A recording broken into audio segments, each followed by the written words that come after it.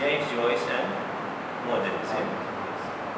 I ask you, what has modernism got to do with epiphany and foreseeable, which is the title of research?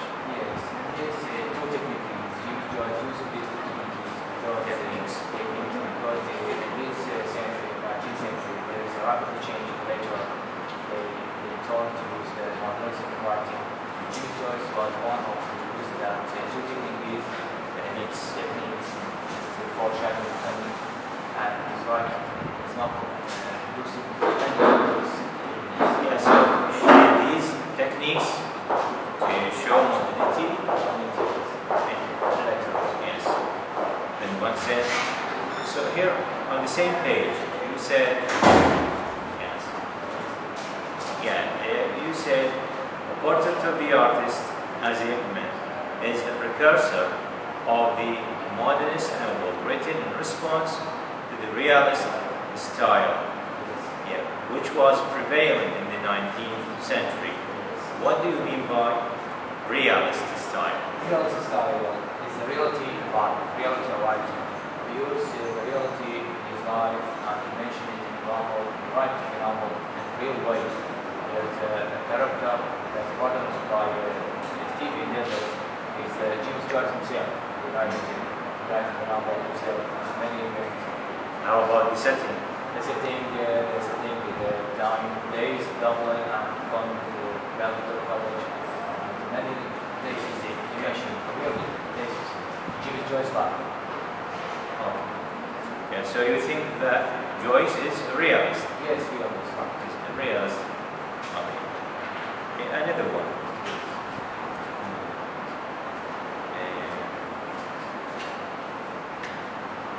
What page? 3.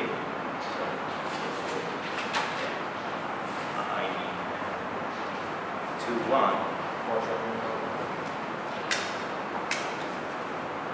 Yes, chapter 2. Section 2. Yes. You mentioned here novels summary on page 13. Page 13. And here you say novels summary. Don't you think it's better to put it in chapter 1? Novels summary. Because in chapter 2 you should begin the core of the topic. I think you need to move it to chapter 1. Why? Because even the title of section 2 or chapter 2 should be chapter 2. Foreshadowing and epiphany on an portrait of the artist as I think so. We should start this earlier. Here, 2-1, page 14, foreshadowing definition. Page 14. I think it should be written definition of foreshadowing. Page 14. Okay. Yeah. Definition of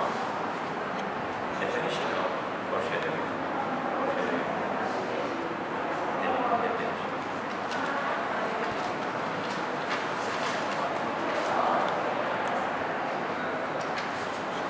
Here say I can see that from the topics of chapter 2, you have not dealt with the structure of the novel. You have not made specific section for the structure of the book. Because as you know, these are techniques used by the writer. Techniques used by the writer, and it's part of the structure and of the style, of the writer's style. So you should have made a specific section for the style of the writer as a general background for your topic. Can you give us these offshot topics, the foreshadowing and the epiphany? Yes. Okay? Say, what's meant by foreshadowing? Foreshadowing is a general device in which a writer gives unfound name to what's done later. It's make the reader make is expect what's being next events. The foreshadowing is mainly made by character, by clothes, by an event, to make get what's being make a whole outfit. So it's a kind of priming, it's a kind of warm-up, preparing the reader For the next event. For bigger. What next? for a bigger event. Yeah. Can you mention to us specific examples for foreshadowing in the novel? Yes, we have many foreshadowing. I will mention for you the water one.